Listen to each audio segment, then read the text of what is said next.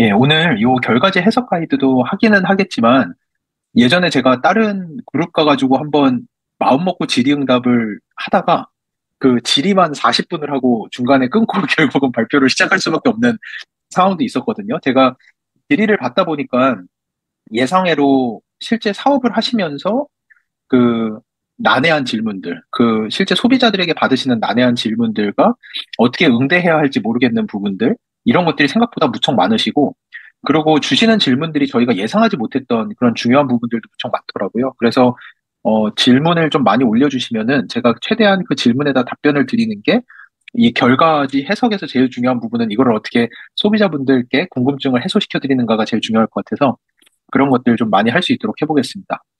질문을 좀 올려주시면은 잠시만요.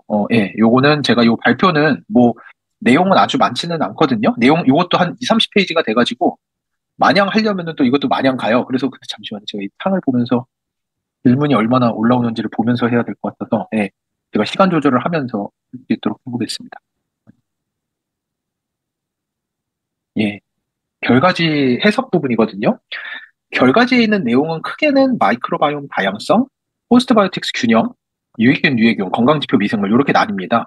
요 내용 중에서 사실 제가 볼 때 가장 저는 잠시만요. 이게 참 이상해서 죄송해요. 잠시만요. 이게 어떻게 해야 되는 거지? 죄송해요. 잠시만요.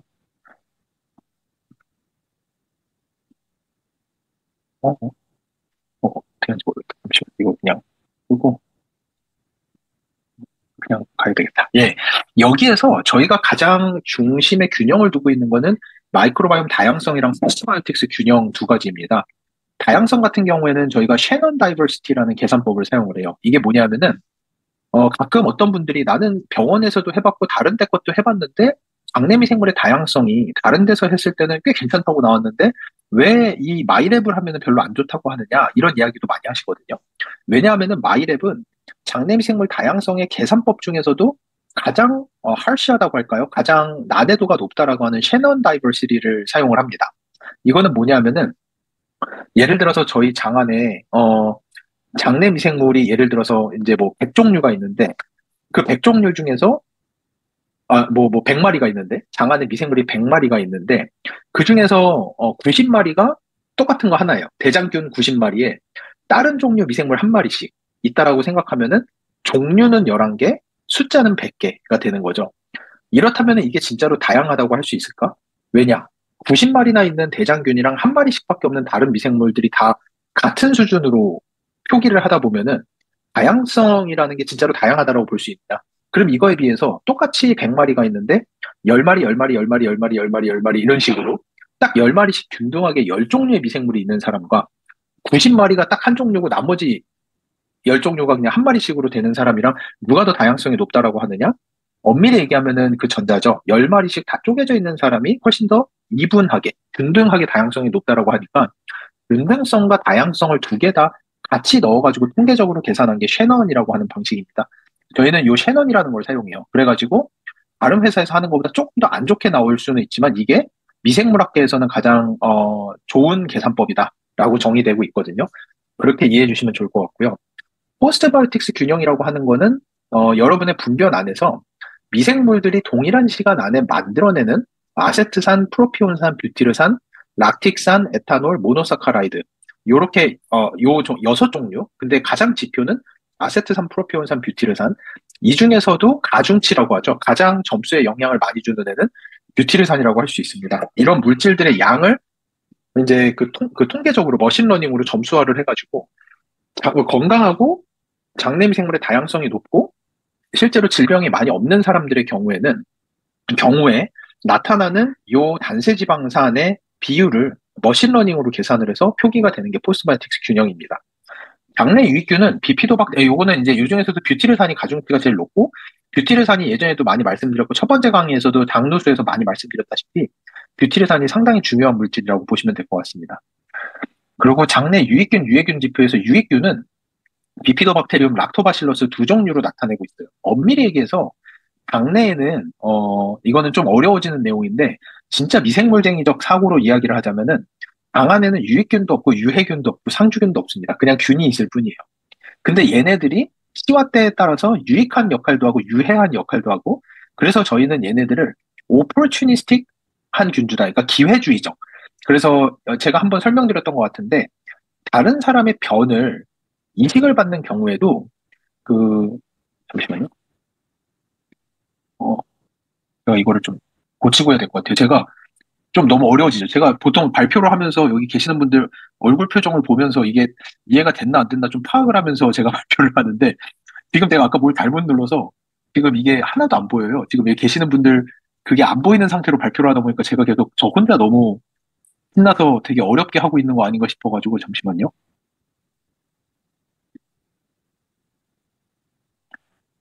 안타깝지만 요렇게 해놓고 해야 될 것 같아요. 지금 발표 자료가 완전 슬라이드 모드는 아닌데 그래도 보이시나요? 이렇게 해놔도 보이세요? 예, 예. 그러면은 요렇게 해서 해볼게요. 예, 예. 그래서 예. 이 장내 유익균이라고 생각할 수 있는 균주가 솔직히 얘기해서 똑같은 균주도 건강한 사람 장 안에 있을 때는 얘가 되게 착하게 지내요. 그러다가 건강하지 못한 되게 아픈 사람 장에 들어가면 얘가 갑자기 못된 짓을 하기 시작해요. 그 미생물들이 진짜로 그래요. 그러니까 옛날에 그 어떤 웹툰에서 봤는데 어떤 노숙자 아저씨가 길바닥에 이렇게 앉아 있는데 되게 약해 보이고 어린아이나 여성분들이 지나가면 노숙자가 막 삿대질도 하고 욕도 하다가 똑같은 노숙자가 갑자기 앞에 조폭이 지나가니까 되게 조용하게 되게 이렇게 웅크리고 앉는 뭐 이런 거 혹시 보신 적 있나요? 그런 식으로 미생물도 자기가 살고 있는 사람이 약하면은 막 난리가 나기 시작해요. 근데 건강하면은 되게 쭈그리고 가만히 착한 일만 하고 있기도 해요. 그래서 그렇지만 그 중에서도 비피도박테리아나 락토바실러스는 그 사람의 건강 상태와 크게 상관없이 언제나 좀 착한 역할을 많이 해요. 그래서 저희가 유익균으로 넣어놨어요. 근데 다른 회사 지표들을 보면은, 다른 회사 결과지를 간혹 보면은, 유익균에다가 엄청나게 많은 미생물을 넣어놓은 케이스가 있어요. 저희도 그러고 싶어요. 근데 엄밀히 얘기하면 저하고 홀짜필 교수님 이렇게 둘이서 생각을 했을 때, 어, 그 안에 들어있는 많은 종류의 균들은 건강하지 못한 사람의 경우에는 꼭 유익균이라고 할 수 없는 애들이 너무 많아요. 그래서 저하고 홀짜필 교수님이 봤을 때 정말 할시한, 그러니까 엄격한 기준으로 봤을 때 진짜 유익하다라고 우리가 정의 내릴 수 있는 균주, 요 두 종류의 속죠. 지너스를 저희가 넣어놨습니다. 그러다 보니까 이건 속이고, 그, 속 아래 이제 스피시스, 종으로 내려가게 되면은 똑같은 락토바실러스 안에 종은 여러 개가 있어요. 락토바실러스 플란타rum, 락토바실러스 람노소스, 락토바실러스 로이트리, 락토바실러스 사케, 뭐 이렇게. 그러니까 이게 D라고 하는 성이고, 이름은 여러 종류가 있을 수 있습니다. 하지만 요 문파, 락토바실러스 파들은 일단은 어느 정도 안전하다고 보면 되고요. 유해균 같은 경우에는 저희가 후라길리스, 캄필로박터, C. 디피실리, 클로즈린 디피실리, 살모넬라 엔테리카, 스테필로코쿠스 아우레스 이렇게 5개를 넣어놨는데 사실은 저희 시퀀싱에서 발견되는 유해균이라고 할 수 있는 애들은 얘네들보다 훨씬 많아요. 예를 들어서 헬리코박터라든지 뭐 이런 애들도 다 뜨고 비세레우스와 같은 식중독균주라든지 이런 것들도 다 검출이 돼요. 문제는 그런 것들은 저희가 이야기를 하면은 이게 진단의 영역으로 들어가서 마이랩처럼 판매가 불가능해요. 그러니까 그런 것들은 병원에서 건드리지 마. 이런 거는 병원에서 의사들의 밥그릇이야. 그러니까 건강기능성 식품 하는 회사들은 이런 거 밥그릇 건드리면 안 돼. 라고 정의를 해놓은 유해균들이 있어요. 그래서 여러분이 헬리코박터 같은 경우는 병원에서 돈 많이 내고 검사해야 되잖아요. 진단받아야 되잖아요. 근데 그거를 저희 마이랩에서 얘기하기 시작하면은 의사들이 저희를 보건복지부에 고발을 해서 더 이상 마이랩 판매가 안 됩니다. 그래서 얘기를 못 하는 거지 저희가 몰라서 안 하는 건 아니에요. 그래서 저희가 그런 식으로 그 의료의 행위의 범주로 넘어가지 않는 선에서 저희가 정의할 수 있는 유해균 5종류가 여기 들어가 있습니다. 그 중에서도 박테로이데스 후라길리스 같은 경우에는 대표적인 오포르추니스틱, 아까 말씀드린 기회주의적 유해균인데 얘는 강도가 매우 약해요. 그래서 웬만큼 어느 정도의 건강 상태만 있는 사람들은 후라길리스가 몸 안에서 좋은 아이처럼 행동을 해요. 그래서 후라길리스는 참 많은 사람들에게서 발견이 됩니다. 근데 후라길리스가 가장 위험한 순간은 저희가 이야기하는 이미노 콤프로마이즈드 스테이터스라고 해서 뭐 항암제 치료를 받아서 면역력이 뭐 하나도 없는 상황. 그리고 뭐 장기 이식을 받아서 면역 억제제를 먹고 있는 상황. 이런 분들에게는 후라길리스가 그 유해균으로 역할을 하기도 해요.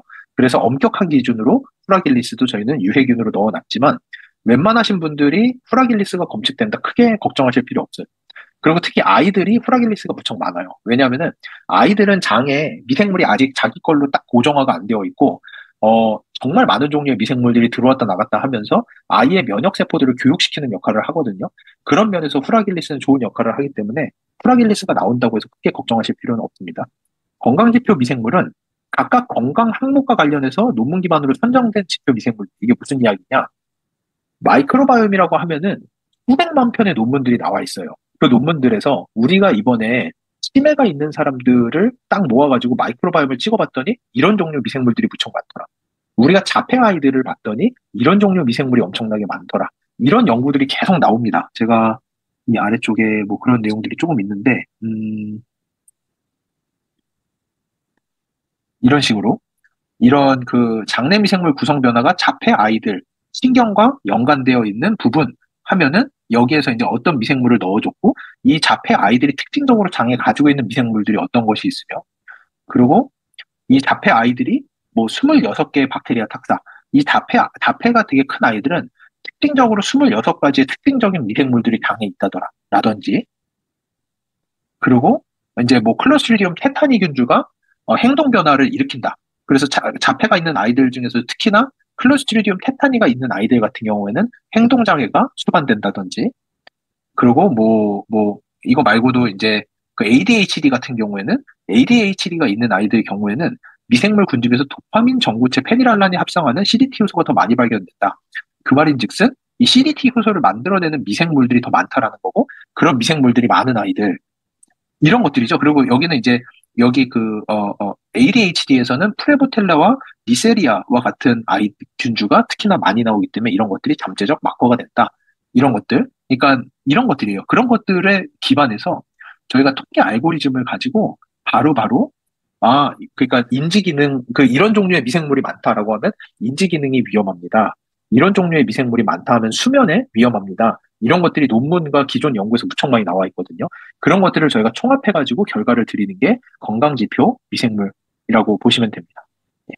오늘 하는 내용에서도 궁금한 거 있으면 바로바로 질문을 올려주세요.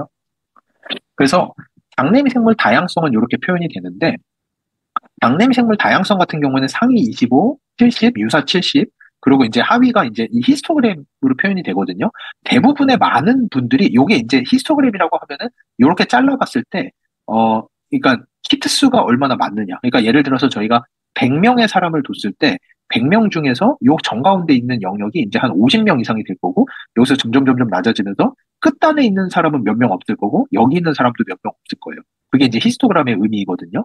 그렇게 나타내는 거고 그래서 이 마이크로바이옴의 다양성은 상위 25%까지도 아니어도 되고요. 상위 30% 안쪽에만 안착을 하시면은 저희가 볼 때 웬만한 그 자연계에 있는 물질들은 거의 다 활용하실 수 있고 거의 다 분해해서 흡수할 수 있는 폼으로 혈액으로 넣어주실 수가 있거든요.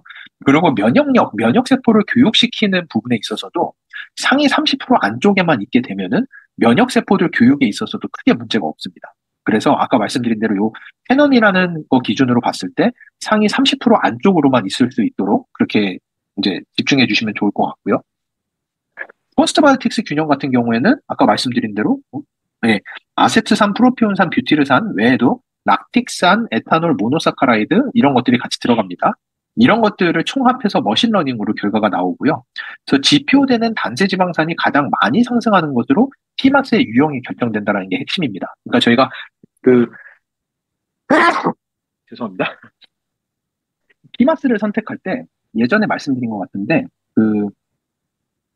이렇게 펴놓고 하니까 이것도 나름 또 편한 부분이에요. 여러분이 변을 보내주시면 저희가 여기다 변을 여러 개로 배분을 해놓고 여기에다가 마이랩 1, 2, 3, 4, 5, 6번을 넣어본 다음에 이 중에서 3번이 제일 좋아요, 2번이 제일 좋아요 선택을 해야 되잖아요. 그 선택을 할 때 지표가 이 웰에서 이 웰이라고 하면 제 변이 여기서부터 여기까지 쭉 이제 나열이 됐고 제 장 안에 있는 예전에 설명드렸지만 이거를 하는 거는 제 변을 내서 여기다 넣으면은 이 안에 들어있는 내 분변 안에 있던 미생물들이 지금 여기 하나 여기 구멍마다 다 들어가 있는 거잖아요.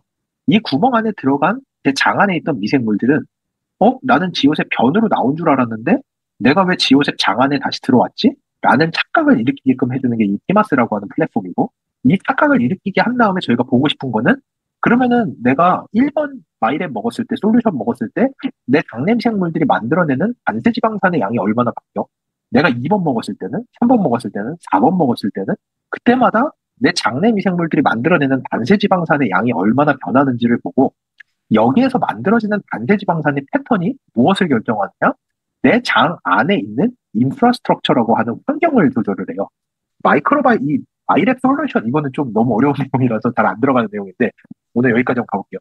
그러니까 마이크로바이옴이 늘어난다는 게 무슨 의미입니까? 다양성이 증가한다는 게 무슨 얘기입니까?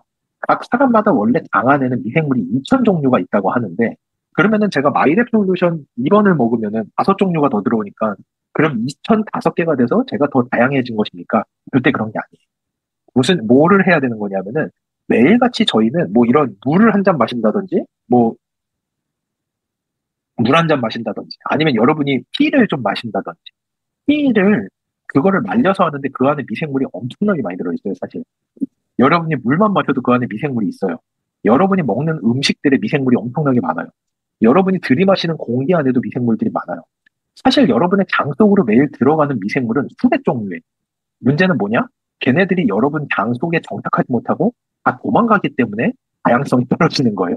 넣어주는 미생물이 부족해서가 아니라 여러분의 장 속에 걔네가 적응을 못해서 다 도망가기 때문에 다양성이 떨어지는 거예요. 이걸 어떻게 이해하셔야 되냐면은 그러면 어떻게 하면은 생물들이 내 장을 좋아하고 여기에 정착할까? 인프라스트럭처가 좋아야 돼요. 제가 다른 데서 어떤 예를 들었냐면은 저 옛날에 분당이라는 데가 처음 생겼을 때 제가 그때 잠실 살았거든요.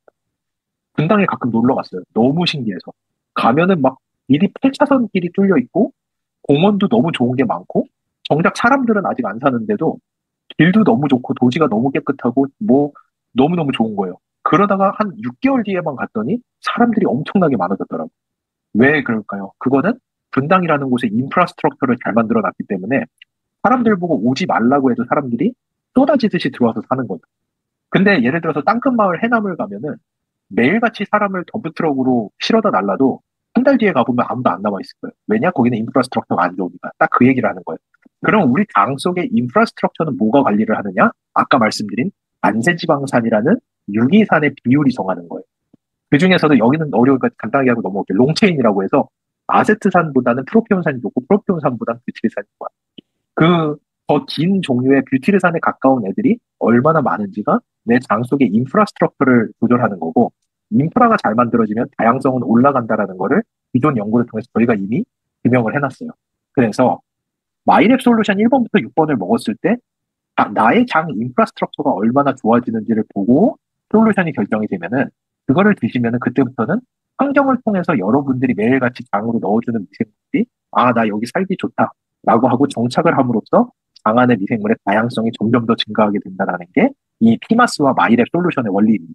그래서 이게 단 한 줄로 써 있었지만 이제 보시면은 여기에 이 포스트바이오틱스 균형이 어, 네, 포스트바이오틱스 균형이 지표 단세 지방산이라고 하는 건 알고리즘으로 가장 장내 미생물 다양성과 인프라스트럭처가 좋은 지표가 되는 단세 지방산의 비율이 많이 상승하는 것으로 여러분의 피마스의 유형이 결정됩니다. 제가 3차까지 오니까 정말 어려운 내용들로 들어오는데 이게 이 늦은 시간에 하면 안 되는 내용들인 것 같긴 한데 최대한 잘 설명을 해보겠습니다. 최대한 저희 이해하실 수 있도록 해보면 좋을 것 같아요. 그러고 나서 이제 장내 유익균 쪽은 이 그래프가 커지면 커질수록 유익균의 비율이 좋은 거죠. 락토바실러스와 비피도박테리아 두 종류를 합산해가지고 저희가 유익균의 비율을 정합니다. 여기에서 조금 더 비중을 두자면 저는 비피도박테리움 쪽에 조금 더 비중을 둬요. 비피도박테리움이 높은 것이 엄밀히 얘기하면 조금 더 좋아요. 대표적인 논문들이 뭐가 있느냐?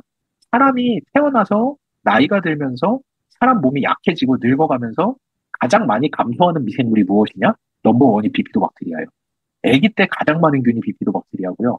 나이가 들어가면서 저희가 한번 마이크로바이옴을 통해서 그 사람의 나이를 예측하는 알고리즘을 만들었거든요.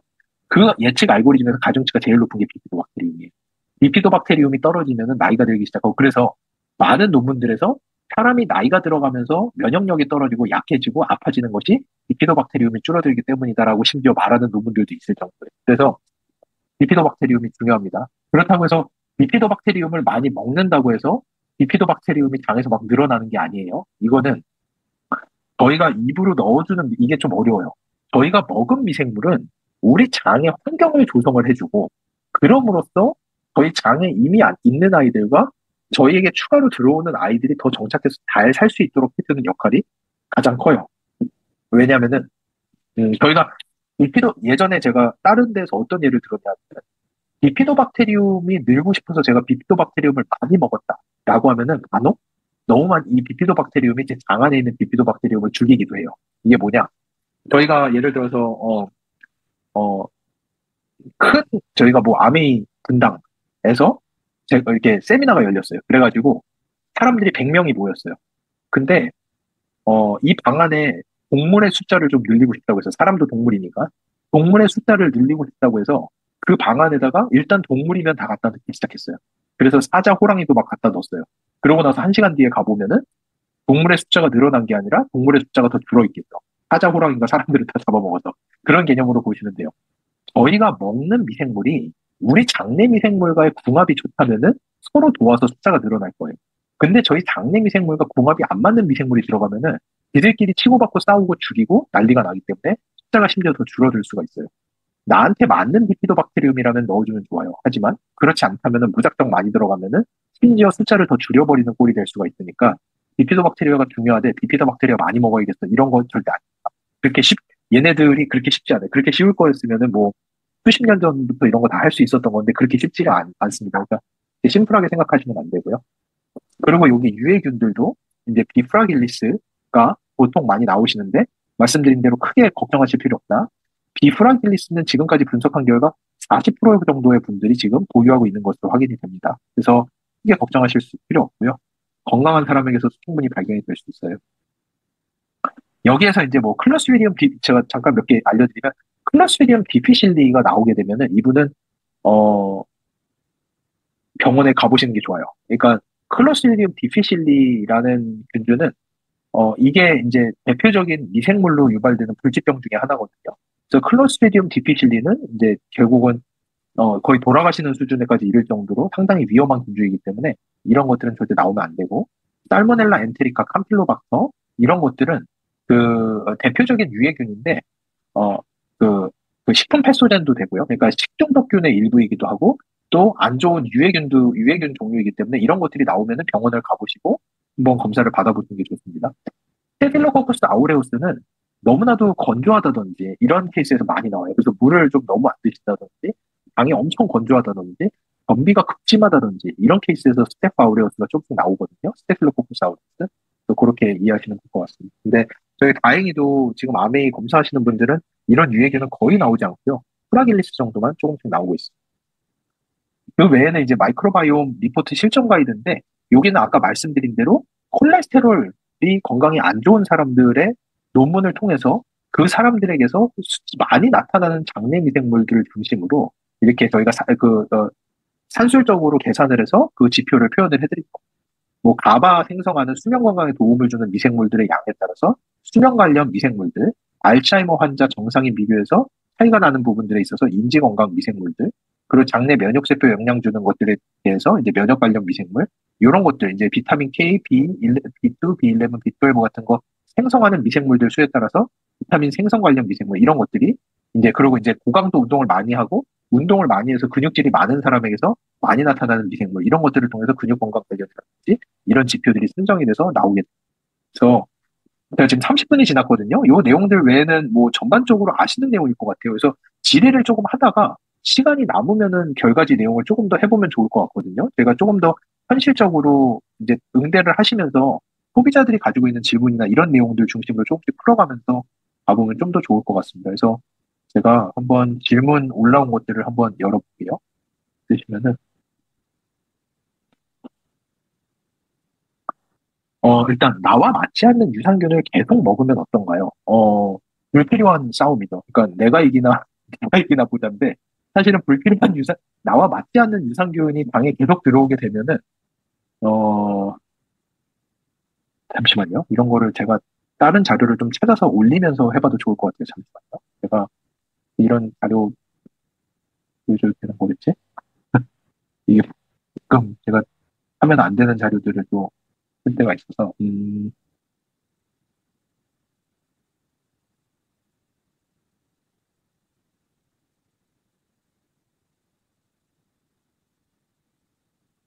오케이. 잠시만요. 제가 딱 그거를 파일을 열고 그 장표만 핀 다음에 제가 화면 공유를 잠시 할게요.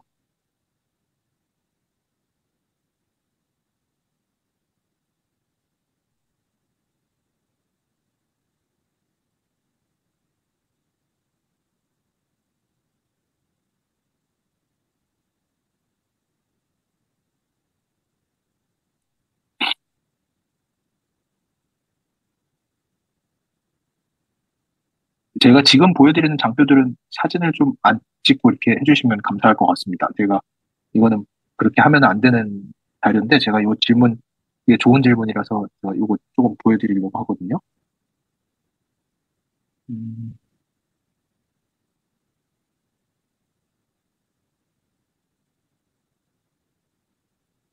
예, 요거를 잠깐 봐주시면은 요게 이제 저희 6종 솔루션 개발 히스토리거든요. 마이크로바이옴 솔루션이 6개잖아요. 히스토리예요. 원래 이제 다른 회사는 어떻게 했었냐? PBO라든지 이렇게 세 종류로 나눠서 나와 있어요. 근데 요 세 종류로 출시되어 있는 거는 요게 조금 어렵지만 2011년에 아루무검이라는 사람이 네이처에다 낸 논문인데 이 논문에서 사람들의 장내 미생물의 유형이 세 개로 나뉜다라는 논문을 기반으로 해서 이 기존의 제품, 가급적 요 회사 이름은 제가 안 보여줬으면 좋겠는데 이거 너무 이렇게 여기에서 이제 이렇게 세 종류로 나누는 제품들을 보통 출시한 적이 있어요. 개인 맞춤형이라고. 하지만 문제는 뭐냐? 2019년도에 반박 논문이 나와서 여기에 나왔던 2011년에 엔테로 타입이 정확하지 않다. 사람들은 절대로 세 가지 타입이 아니다. 한 사람 안에서도 계속 변하기 때문에 엔테로 타입이라고 정의내기 어렵다. 그래서 이렇게 세 개로 나눠버리는 거는 무리수다. 이러면 안 된다라는 반박 논문이 2019년에 나왔을 정도로 이런 식으로 하면 되지 안 됩니다. 그래서 저희는 어떻게 했느냐? 미생물들을 이렇게 여기 보시면은 여기 이제 보이시죠? 이게 이제 NC라고 하는 거는 네가티브 컨트롤 아무것도 안 들어간 거.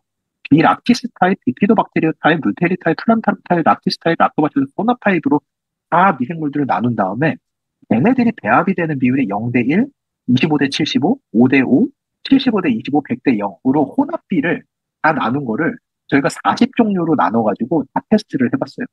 다 테스트를 해보고 나서 아까 말씀드린 대로 사람들의 장 안에 있는 장내 장 환경의 그 인프라스트럭처를 측정하는 뷰티르산이라고 하는 물질과 뷰티르산이라고 하는 물질과 이게 X축이 뷰티르산이죠? Y축이? 예.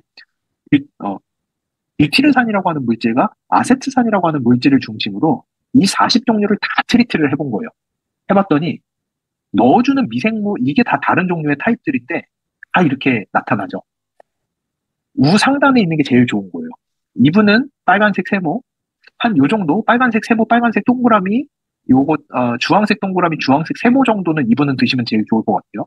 이분은 여기에 걸쳐 있는 것들 먹으면 좋겠죠. 이분은 또 완전히 다르죠. 이분은 파스텔 톤의 동그라미들을 드셨을 때 제일 좋을 거예요. 근데 여기서 제가 보여드리고 싶은 거는 뭐냐? 문제는 XX가 아무것도 안 먹었을 때를 표현하는 거예요. 근데 이 아래도 이렇게 수두룩하게 있죠. 이분은 이 아래에 있는 것들은 안 먹으니만 못한 거예요. 이거 먹으면 심지어 장 환경이 더 안 좋아진다라고 하는 것들이에요. XX보다 아래에 있는 것들 있죠. 이거는 먹으면 장 환경이 더 안 좋아지는 거예요, 심지어. 장내 미생물의 다양성과 포스파틱스 지수가 더 떨어질 수 있는 애들도 있다라는 거예요. 그렇기 때문에 우상단에 있는 것들을 먹어줄 때 가장 좋은 거죠. 그래서 방금 제가 말씀드렸다시피 그래서 이거를 저희는 이제 알고리즘으로 통계로 다 분석을 해냈고 여기서 올라가는 정도를 해서 이 중에서 탑 6를 골라냈고 그래서 이렇게 탑 6로 걸린 게 지금 마이크로바이옴 솔루션 6개예요. 또 탑 6 안에서 사람들이 가장 좋은 게 뭔지가 다 추려지게 되고 여기에서 이제 1, 2, 3, 4 뭐 이렇게 나가면서 뭐 이분은 8번까지 가야지 NC라고 하는 게 아무것도 안 먹었을 때거든요. 솔직히 이분은 6번까지 어떤 걸 드셔도 다 좋은 거지만 가장 좋은 거는 다른 거죠. 이 위쪽에 있는 건 다 먹어도 돼요. 좋아지긴 하지만 가장 좋은 걸 먹어야 되는 거죠. 그게 마이랩이 선택되는 방법입니다. 이런 분 같은 경우는 안타깝죠. 이분은 아예 안 먹었을 때보다 더 좋은 거는 세 종류의 케이스밖에 없어요. 그러니까 이런 분들은 가급적 선택이 된 거를 드시는 게 가장 좋은 거죠. 이런 식으로 해서 6개가 선별이 된 겁니다. 예. 그래서 다시 한번 말씀드리지만 나오고 맞지 않는 거를 드시면은 심지어 다양성과 포스트바이오틱스 지수가 더 떨어질 수가 있어요. 그러니까 방금 보여드린 대로 이거는 저희가 다 연구하고 분석해가지고 결과 내서 정의를 내린 거기 때문에 자신 있게 말씀드릴 수 있을 것 같아요. 6개월마다 검사하는데 언제까지 6개월마다 검사하면서 체크해야 할까요? 다양성이 높으신 분들은 평균이 잘 안 바뀌는 것 같은데 그런 분들은 어떻게 관리해야 될까요?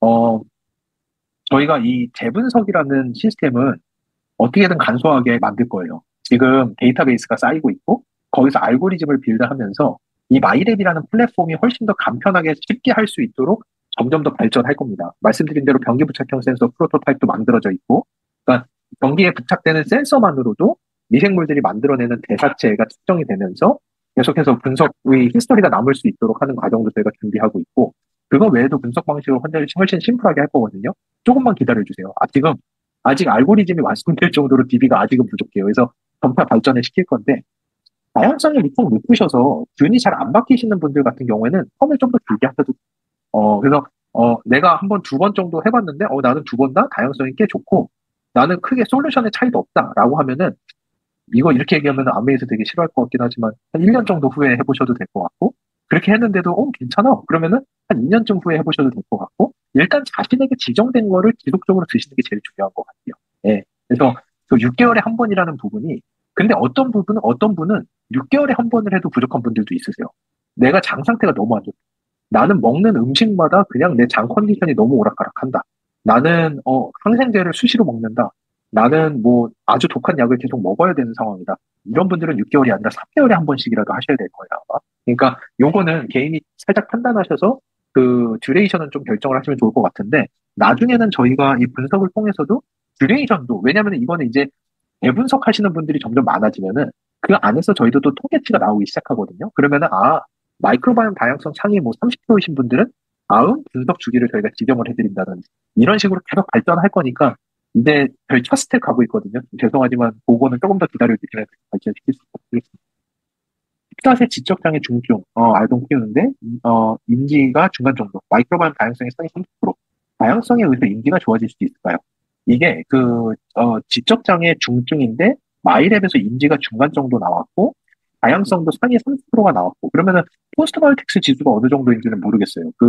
일단은 포스트바이오틱스 지수에 따라서 제가 첫날 말씀드렸던 그 장누수라는 현상이 많이 좌지우지 되거든요. 근데 아까 보신 것처럼 그 인지라든지 그 뇌 기능에 있어서는 포스트바이오틱스 지수도 상당히 큰 역할을 합니다. 그래서 포스트바이오틱스 지수가 엄청나게 안 좋다. 근데 다양성은 상위 30%고 인지 관련 미생물도 이제 중간 정도 나왔다라고 하면은 포스트바이오틱스가 조금 더 유의미한 그런 부분일 수 있고요. 포스트바이오틱스도 상당히 높다. 그러면은 이거는 마이크로바이옴 기반이 아니라 약간 다른 부분에 의한 지적장애도 가능하거든요. 이제 뭐 지적장애라는 부분은 아주 어렸을 때 겪었던 어떤 이슈라든지 또는 유전적이라든지 아니면은 뭐 다른 그런 이제 어렸을 때 있었던 어떤 이슈들에 의해서도 발병을 할 수가 있기 때문에 요거는 그렇게 포스트바이오틱스도 아주 좋다라고 하면은 이거는 마이크로바이옴보다는 다른 부분 좀 더 확인해 보시면 좋을 것 같습니다. 평소에 장이 민감해서 자기적인 음식을 먹거나 육류를 많이 먹는다는 다음날 어경 변이 아주 묽은 변을 보는데 검사 결과가 다양성이 높고 다른 부분도 평균보다 높게 나온 편이고 유해균만 평균보다 조금 낮게 나온 결과는 3번을 먹으라고 했는데 결과가 너무 좋게 나와서 다시 해봐야 하나 해서 아니요 그런 거 아니에요. 이게 저희가 그거를 제가 예전에 말씀드렸던 것 같은데 음,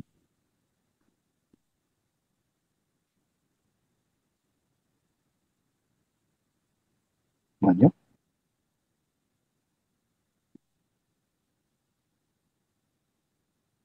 이 장표 기억나시죠?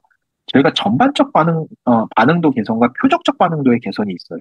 말씀하신 대로 특정 음식을 먹었을 때 속이 계속 안 좋다라고 하는 거는 표적적 반응도 개선이 필요한 부분이에요.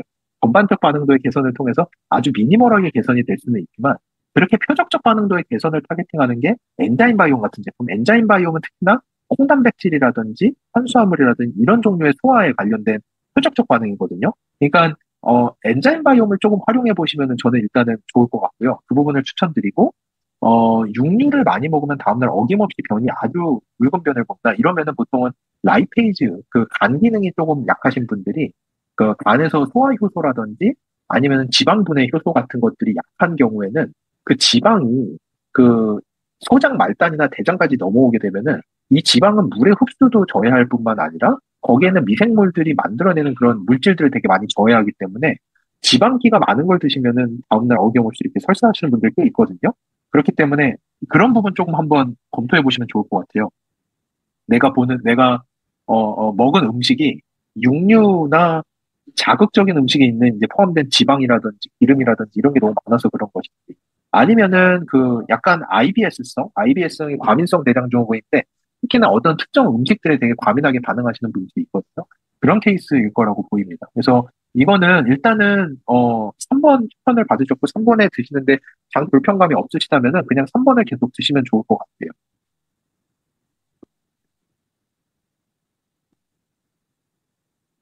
네. 그리고 어, 예. 김선자님, W 디톡스를 할 때 마이렉 검사를 했습니다. 디톡스 중일 때와 평상시에 검사할 때 결과가 차이가 날 수 있을까요? 아니요, 크게 문제 없을 것 같아요. 디톡스 하시는 상황에서는 크게 제가 볼 때는 큰 문제는 없을 것 같고, 예, 그거는 괜찮을 것 같고요. 프로틴 복용 시에 배에 가스가 많이 차는 경우는 장내미생물과 관련 있는지요, 단백질 소화 요소와 관련 있는지, 복부 불편과 관련 장내미생 관련되는지 궁금합니다. 프로틴 복용 시에 배에 가스가 많이 차는 경우는 잠시만요. 이것도 제가 하나 잠깐 보여드릴게요.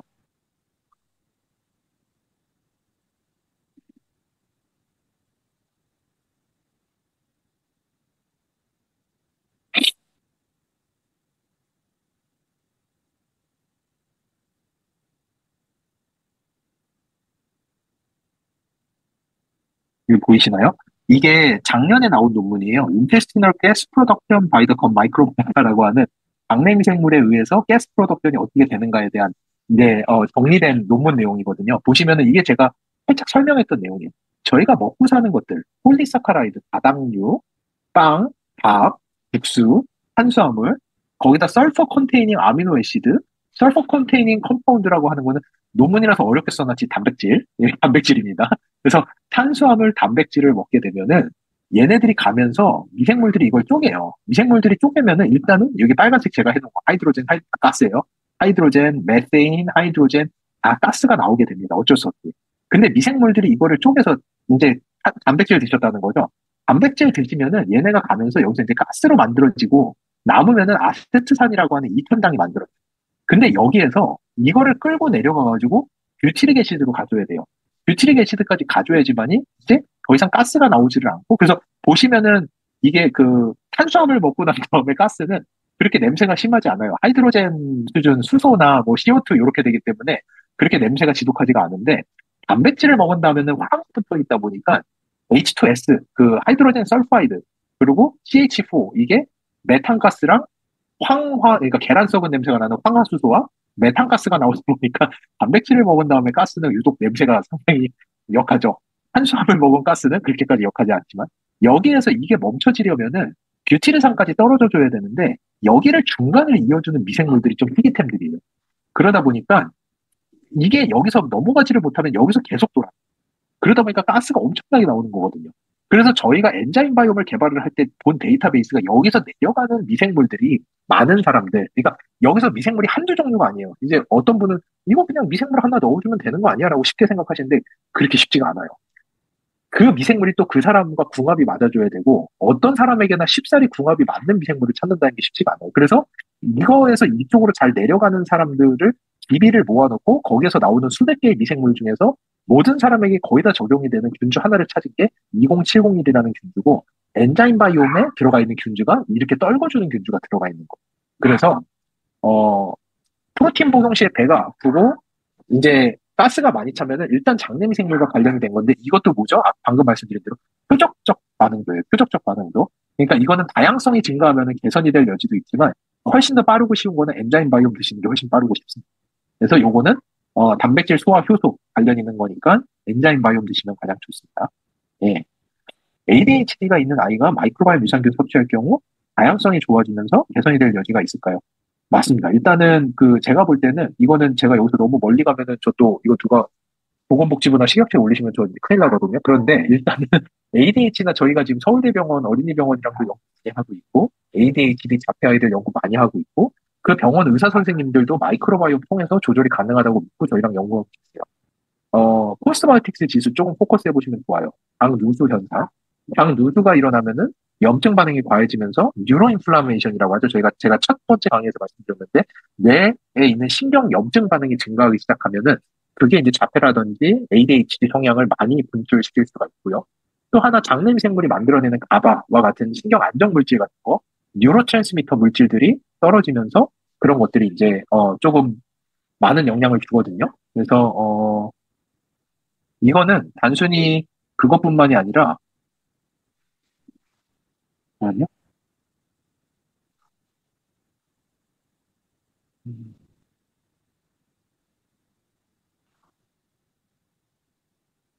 이게 보이시나요? 이게 2년 전에 나온 논문이에요. 2022년에 네이처 커뮤니케이션이라고 저희 쪽에서는 꽤나 유명한 논문인데 전 마이크로바이옴 와이드 어소시에이션 디프레시브 심텀 우울증 심텀인데 이것이 사실은 뒤쪽에 가면은 자폐라든지 ADHD와 같은 뇌신경염증 관련이라고 되게 많이 나와 있고 쉽게 얘기하면은 이런 종류 미생물들이 많이 관여가 되어 있더라. 그런데 얘네들은 뭐냐? 당 내에서 involved in synthesis, 생성하는데 뭐를 생성하냐? 얘네들이 글루타메이트, 뷰티레이트, 제가 계속 말씀드렸던 뷰티레이트, 세로토닌, 감마 아미노누클릭 애시드, 가바. 이것들은 which are key neurotransmitter, 뉴로트랜스미터인 물질들을 얘네들이 막 이제 도움을 주기 때문에 이런 특정 미생물들이 많을 경우에는 훨씬 더 좋다.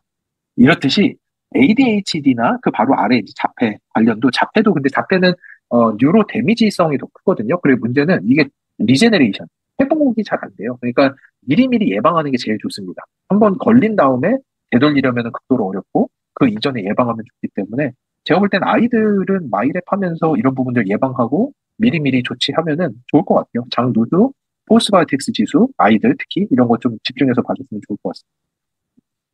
유산균 섭취하면 포스트바이오틱스가 더 늘어나서 유익균의 생존에 영향을 줄까요? 인지 건강 관련 장내 미생물 수치가 낮으면 치매 확률이 높아지나요? 둘 다 맞는 얘기입니다. 유산균 섭취. 근데 유산균이 아까 제가 보여드렸죠? 다시 한번 그거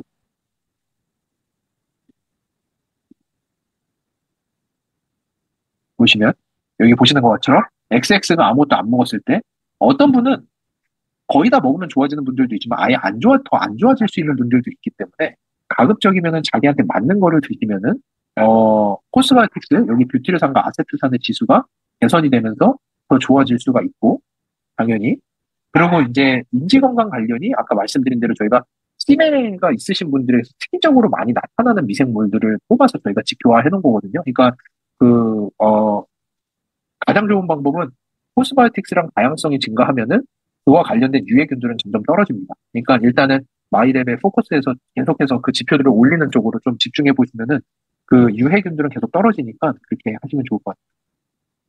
마이랩 결과에 따라서 유산균을 먹었는데 온몸이 가려우면 무슨 문제가 있는 거예요? 중단해야 돼요.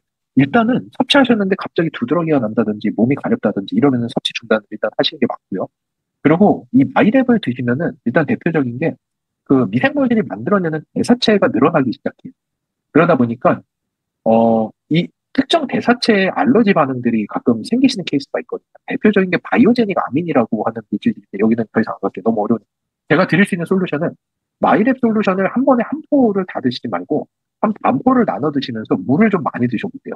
물을 많이 드시면서 반포씩 나눠서 드셨음에도 불구하고 몸이 계속해서 가렵다. 그러면은 삼육으로 다시 돌아가시는 게 좋을 것 같아요. 그래서 이게 두드러기가 난다든지 이러면은 그러면은 분명히 장내 미생물 지금 가지고 계신 장내 미생물이 만들어내는 특정 대사체에 대한 알러지 반응이 있으신 거라고 보여집니다. 예. 재검사를 하지 않은 상태로 추천받은 유산균 계속 먹으면 어떻게 되나요? 제가 볼 때는 나한테 안 맞는 거 먹는 것보다 훨씬 나아요. 그러니까 이 지수가 6개월이 지나면은 조금씩 그 반응도가 떨어지기는 하지만 그렇다고 해서 갑자기 좋던 애가 안 좋아지는 건 아니에요. 저희가 여러 차례 분석을 해봤지만 나에게 일단 한번 좋다고 하면은 얘보다 더 좋은 애가 1, 2, 3, 4, 5, 6번 중에 내가 3번 셀렉트를 받았는데 6개월이 지나고 났더니 3번보다 4번이 조금 더 좋아질 수도 있지만 그렇다고 해서 내가 먹던 3번이 갑자기 나에게 안 좋은 애가 되지는 않더라고요. 그것도 제가 분석을 해보니까 그렇게 나오더라고요. 하지만 예전에 저희가 보여드린 것처럼 9개월이 넘어가는 시점부터는 반응률이 80%가 아니라 70% 이렇게 조금씩 떨어지기 시작하거든요. 그러니까 저희가 볼 때는 에버러지 9개월 정도에는 한 번씩 재분석해 주시면 제일 좋은 것 같고요. 그렇다 하더라도 좀 1년 6개월이 지났을 때까지도 저희가 보면은 에버러지 70%까지는 반응들이 있었거든요. 그러니까 여기 아까 보여드린 것처럼 나에게 안 맞는 걸 먹어서 아예 더 안 좋아지는 케이스는 절대 아니기 때문에 일단 선택 받으신 게 있으면은 계속 드시는 거는 문제 없다. 하지만 나에게 가장 베스트한 게 뭔지를 찾아간다면 조금 더 가장 좋은 수준으로 유지할 수는 있지만 이용도 그렇고 원체 다양성도 좋았고 나는 이거 먹는데 계속 좋고 괜찮고 문제 없다. 그러면은 일단 추천 받으신 거는 좀 지속적으로 드시는 거 큰 문제는 없을 것 같습니다. 장 건강에서 장누수 증후군의 영향이 큰 것 같은데 마이크로바이옴 리포트로 연관된 지수나 이 개선이 되나요? 어, 장누수가 진짜 크거든요, 팩터가. 근데 장누수랑 가장 큰 연관이 있는 게 저희 지표 중에서 포스트바이오틱스 지수예요. 포스트바이오틱스 밸런스가 장누수랑 연관도가 가장 크다고 할 수 있습니다. 이거는 다른 회사들도 너무 하고 싶어 하지만 실제로 못하는 지표예요. 이 듀얼 분석이라고 해서 포스트바이오틱스를 직접적으로 찍어가지고 분석을 해서 리포팅을 해주는 건 마이랩밖에 없거든요. 근데 뭐 어떤 지표보다도 이 포스트바이오틱스 지표가 장누수 현상과는 연관도가 큽니다. 그러니까 포스트바이오틱스 지수를 계속해서 높게 개선을 하시면은 가장 좋아요. 어, 6개월마다 한 번씩 측정을 할 때 유산균에 변화가 생기는 게 좋은 쪽으로 계속 당연하죠. 좋은 쪽으로 진행이 되는 거예요. 그래서 걱정하지 않으셔도 돼요. 근데 너무 피크에 있고 이미 너무 좋다. 그러면 이제 솔루션이 안 변하시는 분들이 있고요. 또는 너무 안 좋으신 분들은 아직 더 먹어야 돼서 솔루션이 변화가 안 되는 케이스들이 있는데 그렇지 않고서는 6개월 재분석하시는 분들의 80%가 솔루션이 바뀌세요. 거의 계속 개선이 되고 있다고 보시면 될 것 같습니다. 추천 유산균 먹으니까 변비가 온다. 유산균을 중단하니까 변이 나온다. 조금씩 드시는데 늘려보라고 하는데 거기는 어떻게, 진짜로 이것도 똑같아요. 이 장내 미생물들이 대사체를 저희가 하는 마이렉 솔루션에 일단 미생물이 만들어낸 대사체를 늘리는데 포커스가 돼 있잖아요. 얘네들이 대사체를 만들려면은 일단 그 물이 엄청나게 사용이 돼요. 그 제가 예전에 보여드렸던 장면을 잠깐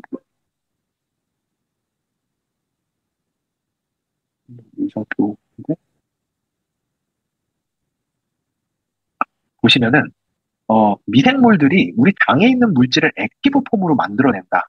그러니까 활성 물질로 만들어낸다라고 하면은 죄송해요. 너무 어려운 이 화학 구조들이 갑자기 막 튀어나오기 시작했는데 제니스테인이 콩단백질이에요. 콩단백질이 제니스테인으로 있으면 똥으로 그냥 나가요.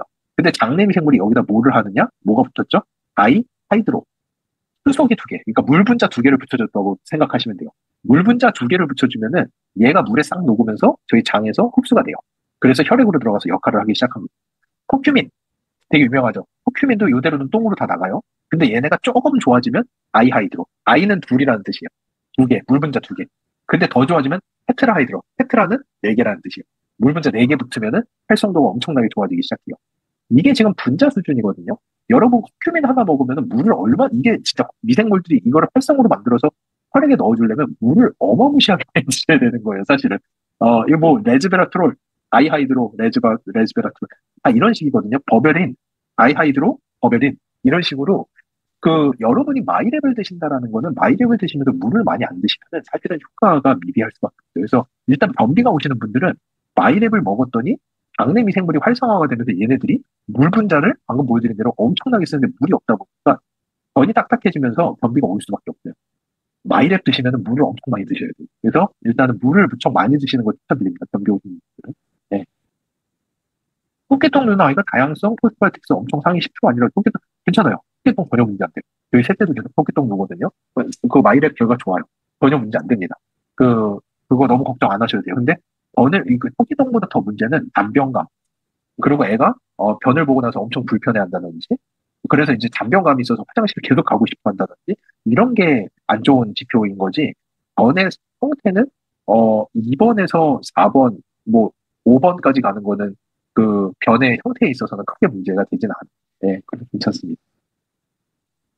성장기 아이들이 마이크로반 검사하고 맞는 유산균 먹으면 키 크는 효과 있을까요? 이것도 장내 미생물 다양성과 그리고 포스트바이오틱스 안에서 뷰티레이트가 어린이들 성장 호르몬 촉진 그리고 어린아이들이 먹는 무기물의 혈액 흡수 증가 이런 거랑 많이 상관관계가 있다고 나오거든요. 드시는 거 저는 추천합니다. 성장에도 분명히 도움이 될 거라고 생각을 합니다. 예. 어, 변을 배양해서 실험하는 부분에 신뢰가 갑니다. 감사합니다. 궁금한 부분은 마이크로바이옴을 번호별로 맞추는 추천제품을 설치했을 때 말씀하시는 것 같이 어떤 미생물이 생기는 효과를 볼 수 있는 이게 이제 아까 제가 말씀드린 거 이게 되게 좋은 질문인데 아까 제가 그 40개로부터 찾아내는 방식을 보여드렸고 이렇게 했을 때 저희가 타겟팅하는 거는 유틸산과 아세트산, 프로피온산, 락틱산 이런 유기산들 그래서 우리 장내 환경이 개선됨으로써 저희가 하루 종일 먹는 물, 음식, 파, 공기, 뭐 이런 거에 들어있는 무수히 많은 미생물들이 궁극적으로 내 장에 정착하게 됨으로써 내 장내 미생물의 다양성이 증가한다라는 거 이런 것들이 핵심입니다. 암 여부 이거 저희 회사 피프리스라는 사이트 가면은 각 회사들이 가지고 있는 특허를 알 수 있거든요. 저희 회사 특허 보시면 아마 저희 회사가 지금 출원이 80개가 넘어가요. 등록이 5, 60개 정도 되고 그중에서 이제 대장 용종이라든지 이번에 저희가 서울대병원 폐장암 쪽 교수님이랑 최근에 췌장암 연구도 했고, 그래서 다양한 암종에 대해서 예측률이 있습니다. 근데 이거 얘기하면 이제 또 다시 여기는 의사들의 영역이에요. 저희 마이랩 바로 셧다운이에요. 바로 보건복지부 고소 들어가서 저희 바로 셧다운이거든요. 그래서 말은 못하지만 뭐 마이랩 여러분이 제출하는 마이랩 결과만 가지고도 대장 안의 용종의 유무를 85% 이상 정확도로 저희가 이미 알 수 있습니다. 그래서 알 수는 있는데 현재는 말씀을 못 드리고요. 이 데이터베이스와 알고리즘은 계속해서 아메이와 같이 가지고 있다가 우리나라에도 이제 이러한 부분들이 조금씩 개선이 되고 있으니까 그러면서 계속 업데이트하고 업그레이드 할 수 있도록 하겠습니다. 다양성이 좋은데 자가 면역 질환 또는 면역력이 약할 수도 있나요? 그럼요. 다양성이 좋음에도 불구하고 내 몸의 면역은 나 혼자만의 문제가 아니라 우리 환경과의 커뮤니케이션. 그래서 내 엑스포점이라고 해요. 엑스포점. 내 주변에 내가 매일같이 겪는 문제. 내가 면역력이 아무리 좋아도 매일같이 미세먼지랑 뭐 이런 거 흡입하고 있으면은 당연히 폐 면역 기능은 점점 떨어질 수밖에 없어요. 이게 내 면역력의 문제가 아니라 내 환경의 문제랑 같이 가는 거거든요. 그래서 당내 미생물은 그거에 대한 저항성, 이런 것들을 말씀드리는 거지. 당내 미생물 다양성 높다고 해서 내가 뭐, 엄청나게 안 좋은 환경에 들어가서 나는 아무리 활개를 쳐도 난 괜찮아. 이런 건 아닙니다. 저항성이 높다 뿐이고요. 자가 면역 질환이나 면역력이 약할 수도 있습니다. 다양성이 좋다고 하더라고요. 어, 다른 사람 변 먹고 그 사람 미생물이 옮겨오면서 좋은 영향을 미치는 경우가 있다고 했는데, 아메이 마이크로바이오는 그런 효과를 기대할 수 있습니다. 정확해요. 저희가 디자인한 게 다른 사람의 변을 먹지 않고서도 내 장내 미생물을 조절함으로써 좋은 효과를 낼 수 있게끔. 근데 다른 사람의 변을 먹는 거에 있어서 가장 큰 문제는 그 사람이 가지고 있는 좋은 것뿐만 아니라 안 좋은 것도 같이 온다라는 게 가장 큰 문제였거든요. 거기에서 안 좋은 거는 받아들이지 않고 좋은 것만을 모티브로 해서 변화를 시키겠다라는 게 마이랩의 기조거든요. 그래서 당연히 다른 사람 변 먹는 것보다 훨씬 좋습니다. 마이랩이. 장내 미생물 조절도 잘 되고요. 전혀 문제가 되지 않습니다. 근데 저희가 하다 보니까 10시 5분이네요. 제가 하나만 마지막으로 가면서, 어, 그, 먹는 것이나 생활에 따라서 또, 이거 되게 좋은 질문인 것 같아서, 마이크로바이옴이 바뀌는데, 한 번의 변으로 어떻게 분석을 하고 그게 되는 거냐. 진짜 좋은 질문이세요. 저희가 이것 때문에 엄청나게 많은 통계 분석을 했어요.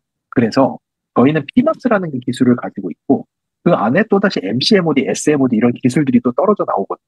일단 확실한 거는 여러분이 보내주시는 변이 여러분의 최소한 6개월 정도의 상황을 대변할 수 있다는 것을 여러 차례 분석을 통해서 통계적으로 검증을 하고 출시한 제품이에요. 그래서 헷가닥 변한다고 절대 생각하지 않으셔도 돼요. 이거는 조금 긴 내용이라서 다음에 기회 되면 저희가 SMOD, MCMOD가 뭐고 어떻게 분석을 하길래 왜 다른 회사는 범접할 수 없는 듀얼 분석이라고 하는 대사체 분석까지 가능한지도 여기에 따라서 좀 걸리는데 일단은 한 번의 변의 분석을 통해서도 6개월 가까이의 현상을 통합적으로 볼 수 있는 게 저희가 통계적으로 검증을 하고 출시한 거기 때문에 크게 걱정하지 않으셔도 됩니다. 예. 질문이 제가 이럴 줄 알았으면 시간을 더 발표를 덜 하고 더 질문 응답을 많이 했으면 좋겠는데 시간이 이미 10시 7분이라서 오늘 일단 여기까지 하겠습니다. 예, 총 3번의 교육과정 너무 잘해주셔서 감사하고 예, 다음에 또 기회 되면 꼭 뵐 수 있기를 바라겠습니다.